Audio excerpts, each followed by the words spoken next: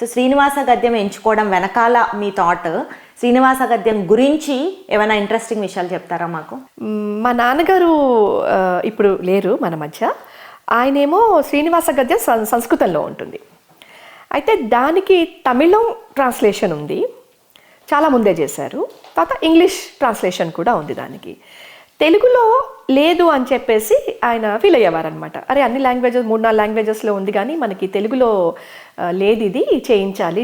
అంటే డాన్స్ పరంగా కాదు, జస్ట్ నేను టెక్స్ట్ సంగతి మాట్లాడుతున్నాను. అది ఆయనకి ఆ కోరిక ఉండేది. అయితే ఆయన కాలం చేసిన తర్వాత ఆయన సంవత్సరికానికి ఎలాగ ఆయన కోరుకున్నారు కాబట్టి ఇది బయటికి తీసుకొస్తే బాగుంటుంది, అంటే డాన్స్ ద్వారా బయటికి తీసుకొస్తే బాగుంటుంది. మా గురుగారితో మాట్లాడాను, అంటే ఇలా చేస్తే బాగుంటుంది కదా.